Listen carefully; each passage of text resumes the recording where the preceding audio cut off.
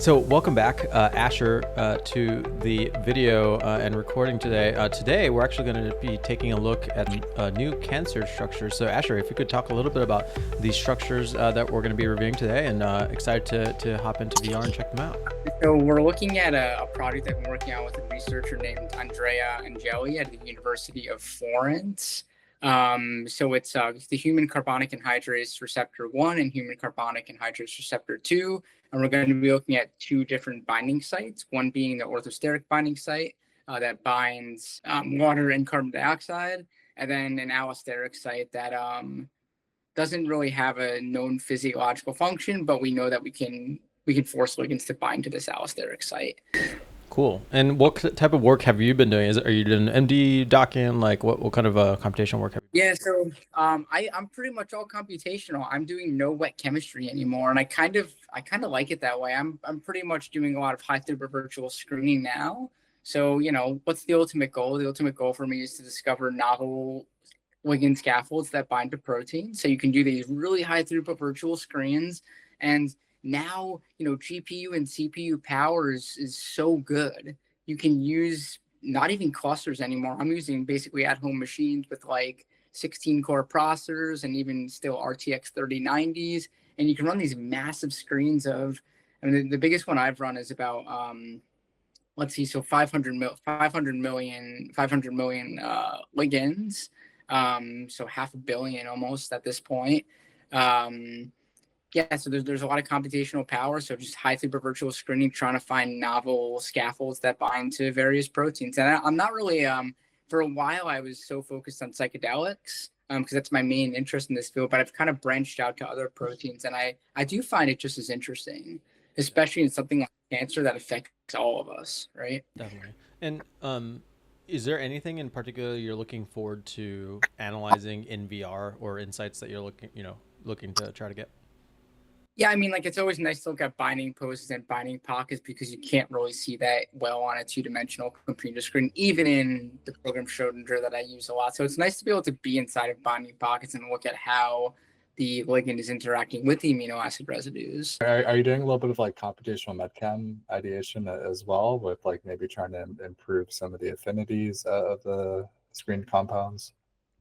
To be honest, overall, right now, I'm still at the stage where I'm trying to find these scaffolds. And then once you find the scaffolds, then you can think about things like, making analogs, right, to improve solubility, to improve efficacy of the compound. So I wouldn't say I'm even I'm actually at that stage quite yet with a lot of my projects. A lot of them are at the stage where we've just discovered the novel scaffolds, and then we're kind of publishing papers about these novel scaffolds. Then we can work on the analogs, right? In terms of general scientific knowledge, I'm still trying to build up my knowledge of everything. But you said that you're trying to basically tune the pH using these enzymes. Is the goal to like make it more reactive with the carbon dioxide, or kind of like stop that process? Like Yeah. which direction do you think it's It's a great question. Ultimately, if it's these are inhibitors, right? So these are, if they bind to either the orthosteric or the allosteric site, they're actually going to prevent carbon dioxide and water from orthosteric inhibitor, like so even on the backside you're still looking to stop its function? I mean, yeah, we're still trying to, I think from my perspective, it's more about the computational chemistry, because I'm not like a biology person at this point in my life. I've been more of a comp chem person. So it's more about finding the scaffolds. But ultimately, yeah, I mean, you want to be able to inhibit, the function of water and carbon dioxide binding to the active site. But then you can also fine tune it with allostery. Is such a really cool field of study, and I think there's a lot of underrepresentation, because I don't think there are any approved allosteric modulators for any proteins. Because allostery, you can actually fine tune it in such a way that you can actually act as a PAM, a positive allosteric modulator. So you can actually make the water molecule and the carbon dioxide bind better, tighter, and actually force the reaction to happen at a faster rate. Or you can do negative allosteric modulators, which actually force the water and CO2 to bind worse. So I think you can actually really fine tune the effects with allostery, and not so much the inhibitors, as we'll talk about when we're in VR. That makes sense. And so if this is, successful in inhibiting the carbon dioxide and water from reacting through an allosteric type of inhibition of the molecule, is the idea that like it would get more acidic, like it would lower the pH of the blood, and that would help fight cancer in that way? Yeah, I mean, ultimately you're trying to stop these molecules from getting inside the blood, which are going to make it more acidic. And some types of cancer survive under more acidic environments, right? So you do want to inhibit the process from happening. But like I said, I'm more excited about allosteric because you can fine tune instead Yeah. of totally. As we know from a lot of protein targets, if you totally inhibit a protein and you block the endogenous ligand from binding, your body thinks that you don't need that endogenous ligand, so you downregulate it. And that's going to create that creates side effects long term when you're forcing forcing an endogenous ligand that your body has evolved over millions and millions of years to produce. You're going to have side effects from that. Yeah. So allosteric, I think, is a cool way to avoid the sort of downregulation of the endogenous ligand. That's a good approach. Yeah, I was just thinking back to one of our other power users, Zoran from UC San Diego. He works on acetylcholinesterase reactivators, Yeah. which if you know nerve agents, basically just completely shut down that enzyme, the acetylcholinesterase, and it becomes a pretty big issue. Obviously, you don't want to be exposed to those things. Yeah, of course. But yeah, the idea is that if you could get it working again through this compound, then you could kind of help regulate it and get rid of that acetylcholine that builds up. Right. Cool. Okay. Well, this sounds awesome, Asher. I'm just excited to go into virtual reality, mixed reality, and check it out. Awesome. Yeah, let's do it. We'll see everybody in VR. Hi, Asher. Welcome to Nanome, the latest version where we have a lot more fun AI tools and other programmatic access available. But yeah, welcome. Let's hop into these structures in XR. This version of Nanome is a bit different than the one that you've been using. So of course we have a similar menu system and similar lasers, but I'd say the biggest difference now is these cursors. So although Asher's avatar is over there, his blue cursors are over here. And so this is a way for us to actually explore the ligand, where each one of us is able to move and freely rotate it, but have our own views as we're trying to explain these things. And so here, Asher, if you want to point out some key areas of this ligand with your blue cursors, I'm going to go ahead and actually just use the follow feature so I could follow a little bit of your point of view. Great. So what we're looking at right now is one of the proteins that we use to run the high-throughput virtual screen. We actually use two, as we'll get to. This one is the human carbonic anhydrase 1 protein. And this is obviously the co-crystallized ligand from this PDB file. We got this from the protein data bank. One of the key features of a lot of inhibitors that already exist for the carbonic anhydrases are that they have this sulfonamide groups, right? So S double bond O, and then an amide group, right? Sulfonamide. And you actually see those sulfonamides a lot with like antibacterial type of drugs, but these are one of the most common inhibitors of carbonic anhydrase. So I'm always curious, well, how do you, what types of new chemical scaffolds, new structures can you discover for proteins using high-throughput virtual screens? So we took this structure and we used the active site, as I use a lot, and we ran high-throughput virtual screen on this active site. This is the orthosteric site of the protein. So this site normally binds the carbon dioxide and water and breaks it apart into bicarbonate and H+ ions. So we ran about 100 million ligands through this binding site, and we came up with about 50 compounds that we thought might work pretty well. I mailed these to my collaborator, Andrea, at the University of Florence in Italy, and he tested all of them. And for this particular site, we had two inhibitors that worked really well. We had two chemical inhibitors that worked really well. And so then this pocket with the beta sheets and everything, right, yeah, this is the main binding pocket. Correct. Yeah. Yep.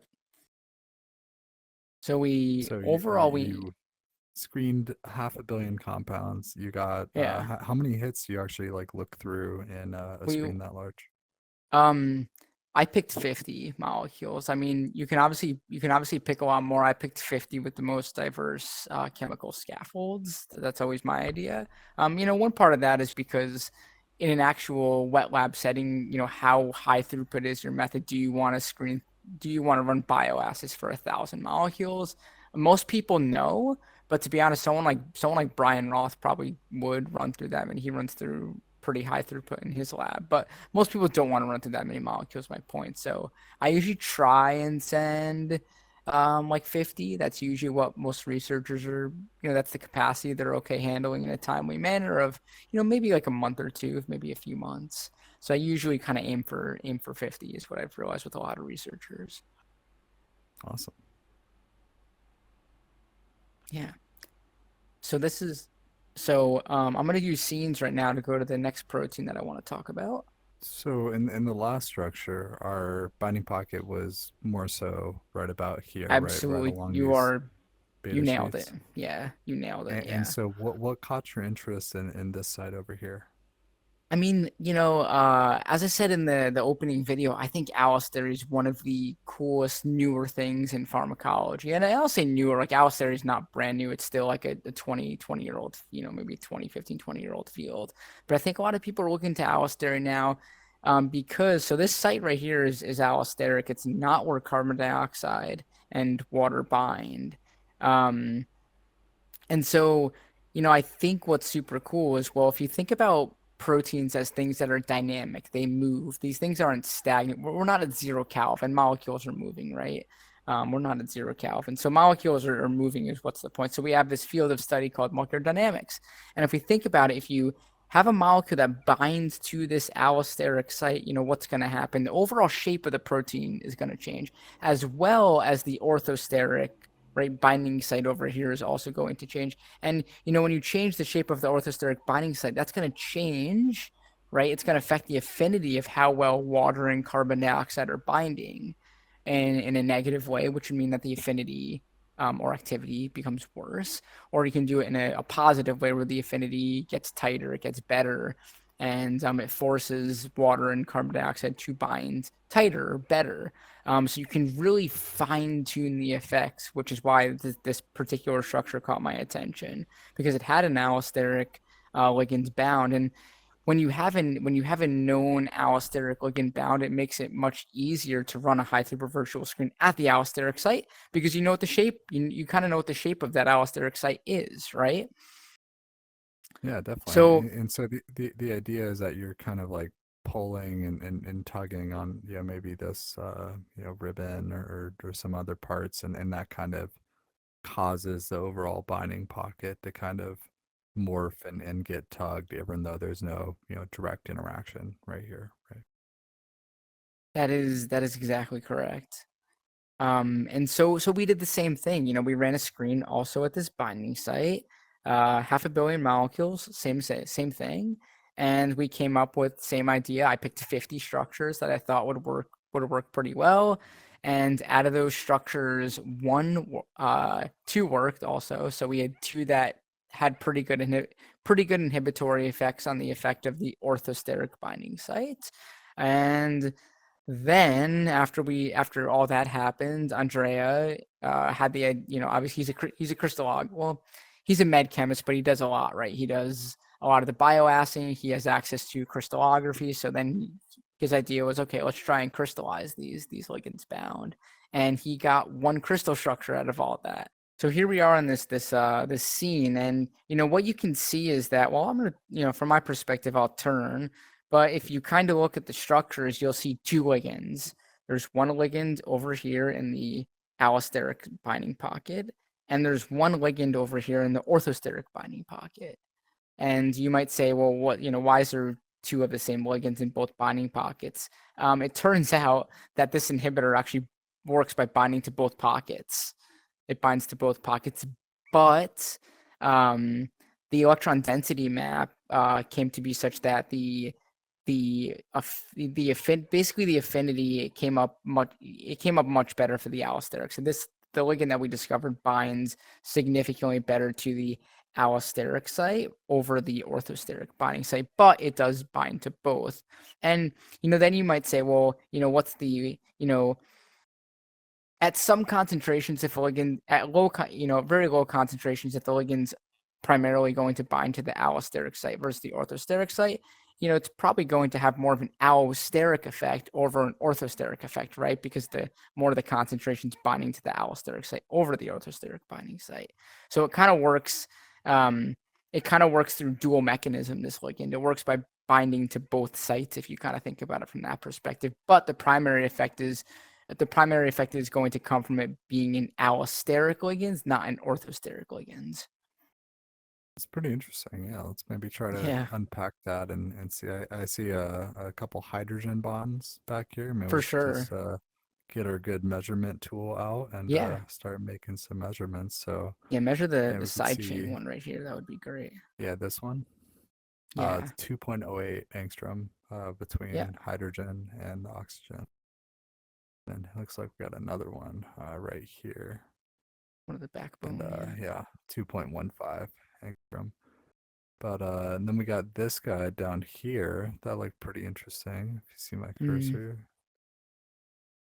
yeah, 2.52 angstrom. So really, it's these kind of tighter binders over here that are in, and I think that I recognize in the last blue structure that we also had maybe some similar locations of hydrogen bonding.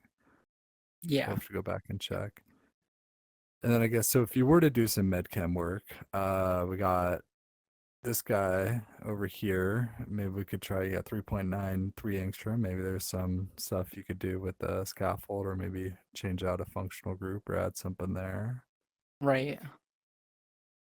Yeah, I mean, you can We kind of got that's always the case with any, I think a lot of med chem work. If you want, you obviously, this. If you want tighter binding, well, you look at what amino acid residues are in the binding pocket. And for me, so I see a histidine down here. You could potentially have hydrogen bonding there. You see another histidine over here that we already have the hydrogen bond with. mhm. Um, what else do you have? Yeah, you talked about this aspargine Yep. residue over here You got that you you can got hydrogen potential bond pi with. pi stacking, Yeah, between you have these two potential, rings. correct. You have potential pi-pi stacking. And that's kind of part of the med chem work that goes into a lot of this is fine-tuning those structures, right? And I think that's Yeah. what comes for me after you do all the developing the novel scaffolds, then you Oh, fine-tune all these definitely, things. definitely. Yeah. I'm also curious, what this sort of part going out to solvent, if if It's that could just be cut off or if it has a I greater was function. Yeah, I was thinking exactly the same thing when I saw this structure. Could you just chop this off? Do you even Yeah. need this part of your inhibitor? You know, I mean, it might serve some function, but I think part of the way you could figure that out is if you run, if we were to run an MD simulation, see if there's any effect where it's bending, because a lot of these smaller structures, they are pretty dynamic. They do move quite a bit, Hmm. pretty dynamic, kind of like we'll Definitely. spend a lot of time on Yeah, and I know GPCRs, and you're those are you're just trying to find some new scaffolds here, which is yeah. actually pretty cool research. But yeah, of course, this is kind of large for if you were trying to make it a orally bioavailable Yeah, type of drug, kind of a yeah. big one. No, for sure. I mean, that's always, I think ultimately that's the long-term goal, but I think even in my field of research, I'm pretty far. I'm even before all that, right? I'm the person Yep. trying to discover the new scaffold, then you kind of pass it up the pipeline, right, to the people that are proficient at these things, right? Hmm. Yeah, that makes And sense. that's No, and I think this that's is how you actually really awesome work. Yeah, no, I'm definitely yeah, the thing that I will, the thing that I not struggle with the most is like I'm definitely on the lazier side in terms of writing the papers, and I need to this is a done project. I need to write the paper for this one. This is done. Asher, this is your first kind of time really in depth, checking out V2 and analyzing a structure. What's your kind of takeaway on doing this in V2 versus V1? We'd love to hear kind of your thoughts so far with the scenes and kind of the cursor system and all that. The scenes thing is very nice. You can instantly pop up a scene. You can basically have a preloaded structure ready to go. I like that a lot instead of having to prep it. And I also do like this perspectives thing where you see the blue sphere, so you can see where everyone's at from their perspective. I like that a lot. That's really nice. One of the things that we've been really trying to do was just like that moment of getting the relevant structures with the proper representations like all set up and just starting to analyze those structures with your colleagues. We're trying to just like minimize that time as soon as you put that headset on. And so, we hope that you were able to see that kind of delta between, V1 where you had to do a lot more legwork. Yeah, I mean, this is definitely neat. I mean, I obviously have to play around with this more. I haven't had the time to really mess around and look at structures in V2, but like anything, I will with time. Yeah, do any of these have kind of like multiple frames of ligands in the same? Oh yeah, I think I just overlaid some. Oh, I didn't realize they did have multiple. This blue one's probably the carbonic anhydrase 2 ligand is what I'm guessing. But that's cool This I mean, blue one? that's cool that the C double bond O is lining up basically that carboxyl group. That's kind of interesting. I mean, that's cool that it lines up perfectly. Yeah. Yeah, and then was there any information? Because the ligands menu also contains right now it's just showing you default things like molecular weight, which obviously we were just chatting about how it has such a high molecular weight. Right. That 370 is much higher than a lot of smaller Oh drugs that yeah. you'd see. Yeah. No, for sure. I mean, yeah, these are larger ligands. The other ligands that we do have that bind to CA1 and CA2 are also actually larger for whatever reason. The ones that bound to I noticed the ones that primarily bound to the allosteric site were on the larger side. The ones that bound primarily to the orthosteric site were on the smaller side. Those were on the smaller side. So Asher, if Cool. you Here, go I'm into gonna. the ligands menu on the main menu, Sure. Yep, then you I'm in should, there. yeah, then you should be able to see. I can't. Unfortunately, I can't see what you're saying, but you could see all the I ligands can, that are in the. yeah, Yeah. I can see that. And I can see the molecular weights and the structures. Yep.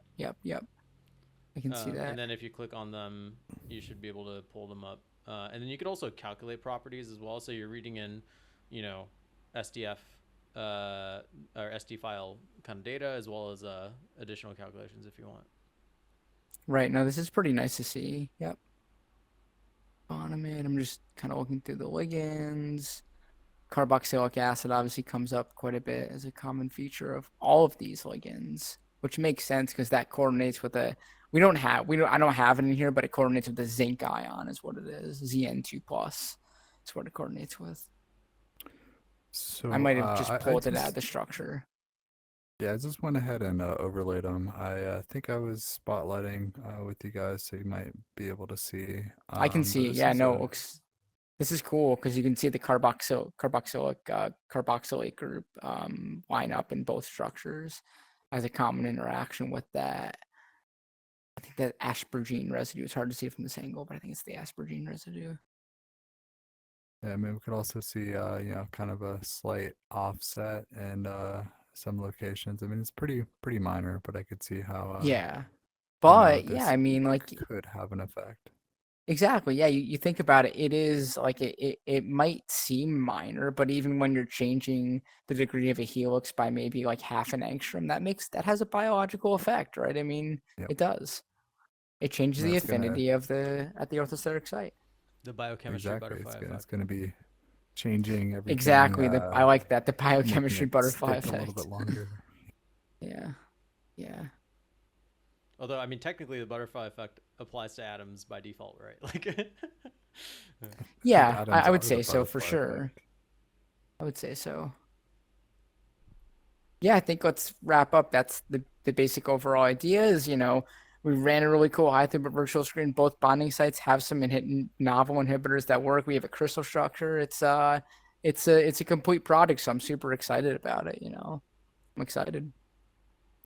That's awesome. Well, yeah, thanks so much for joining us, Asher. Yeah, I'm excited to see your journey into helping cure cancer. I have a family of cancer survivors, self included now, with a little bit of melanoma I had removed.